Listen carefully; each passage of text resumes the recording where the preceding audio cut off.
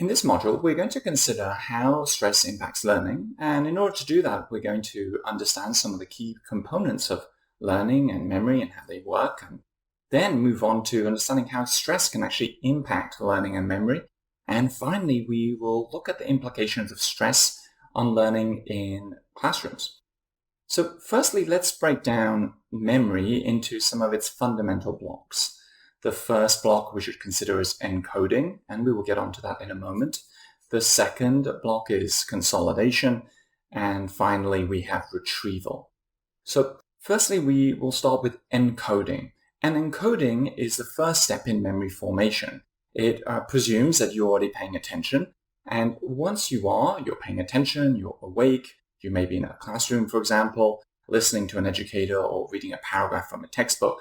And this information that we gather is collected in our brain and is actually encoded, and that's to say it's stored in short-term memory. Memories at this stage are relatively unstable, and the amount that we can remember is typically limited. So this is one of the earliest stages in terms of memory formation, especially more longer-term memory formation, is that we get this information when we're awake, when we're paying attention, and it's collected and stored in short-term memory. Once encoding has finished, we can move on to a process called consolidation. Now, consolidation is a little bit different because instead of being awake, we're actually asleep.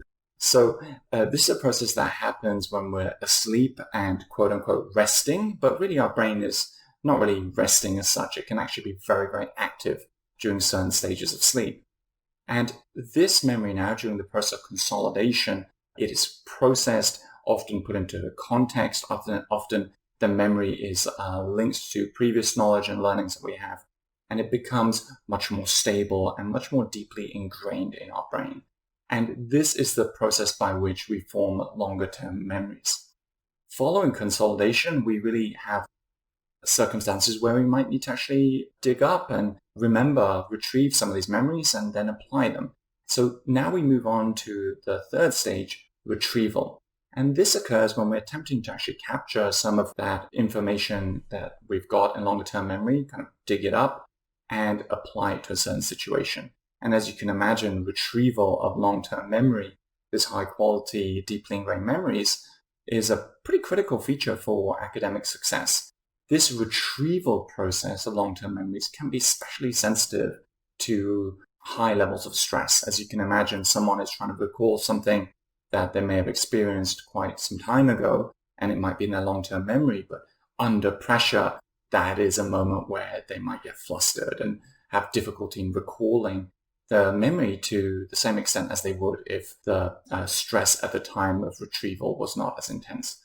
So if you have too much stress at that time of retrieval, forgetting and difficulty in recall are very common features. Now, let's move on to learning and memory under stress. And one of the things we can consider is that not all stress is bad and not all stress is good. And not only do we have different qualities in terms of the intensity and type of stress, but there are also time-dependent effects. So stress can impair and enhance memory depending on quite a few different features. Emotionally arousing events are typically remembered with a greater degree of intensity than ones that are kind of essentially emotionally benign or neutral. Stress can enhance memory if it occurs just before encoding, and it can potentially impair memory if we're looking at the stress being overwhelming and occurring consistently sometime before encoding occurs, some substantial period of time. A little bit of stress, people often find a little bit of stress actually helps them to focus and retain memories. But once people start to feel overwhelmed, they kind of go over the threshold at which the optimum level of stress is experienced. They can really struggle to even encode memories into short-term, for example, short-term memory. We also have a range of different memory systems, and we can think about different memory systems as being those that we have as a result of repetitive practice. These are kind of habitual memory systems, things that are almost second nature to us, such as driving a car, for example, just almost mechanical in terms of how we will adopt those. And we also have a range of cognitive memory systems. So let's start with habitual memory. Habitual memory systems are believed to be quite rigid and habit-based. You practice them many, many times over again, and it's almost second nature, the process in which you will adopt to implement these memories in the real world. They are almost instinctive, and as we mentioned, they are overly practiced, almost automated in many ways. When you look at people who have learned CPR and practiced CPR, they may be able to apply and carry out CPR even in extremely stressful situations, where somebody else who's only kind of learnt it and never really applied it would struggle. It becomes second nature. It becomes like a habit.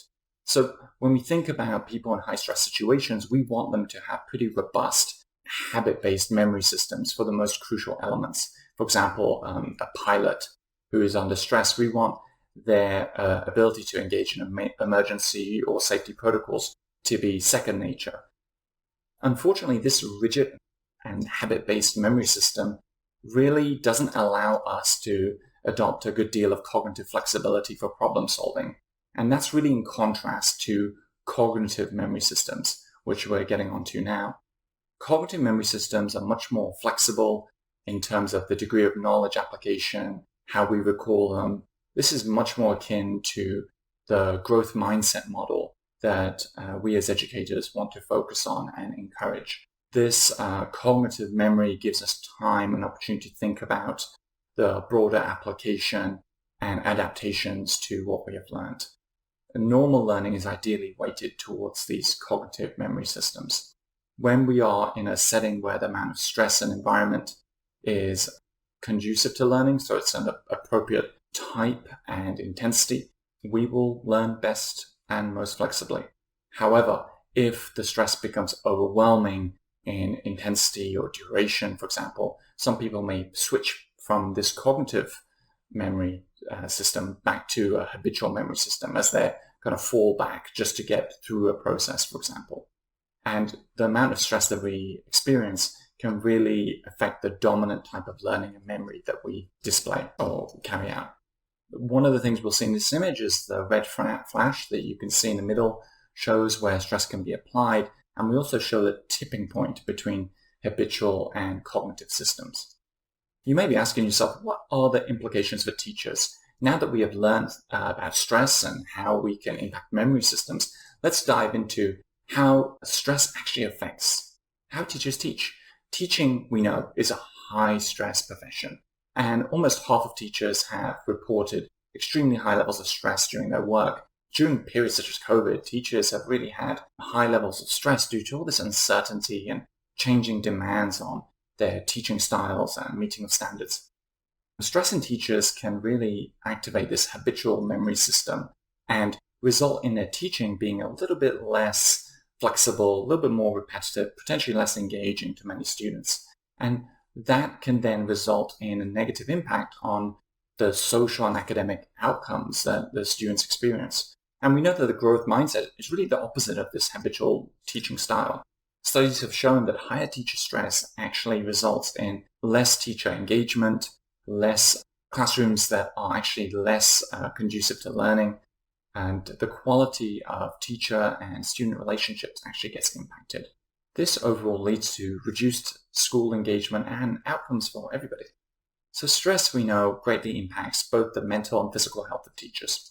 And one of the issues is a skewed balance between what we do at work and in our free time, this work-life balance. So we know that burnt out teachers or teachers with high levels of stress have really kind of struggled with excessive amounts of daytime sleepiness, poor sleep quality, and potentially compromised health. Teacher turnover in recent years has really grown, and partly it's due to stress and job dissatisfaction. And this can really cause a lot of instability within schools, potentially impacting how classrooms work, organize themselves, declining student achievement, and loss of funds in some ways because we have to spend more time and resources training a large number of teachers or a larger number of teachers that we can't necessarily retain. And it's important to consider not only the intensity of stress, but the type of stress when considering how it's impacting learning. We will look at the different types of stress a little bit later in this module, but We know that the impact of stress can also vary to some degree on individual attributes. We know that past trauma can disrupt learning in the present, and there are an increasing number of children, adolescents, and even adults being recognized as having experienced pretty profound trauma in their early lives in their communities. And that's really led to this movement for the trauma-informed classroom and teaching style. And we know that acute stress can be very different to chronic stressors. And some children who really have high levels of chronic stress, even in a low-stress environment, can still demonstrate pretty disrupted mechanisms of learning and an ability to encode and retrieve information. It can be very easily triggered. And we know that children who struggle with sleep and environments where they cannot sleep also will have difficulties with attention, encoding, and, as we discussed before, consolidation of memory. We should think about what is the optimum type and amount of stress and keep the stress curve in mind. We suggest that the right type of stress at a moderate amount may allow us to perform optimally. Too little stress can result in boredom and suboptimal performance, while stress levels are too high can really result in quite considerable elevated distress, anxiety, and poor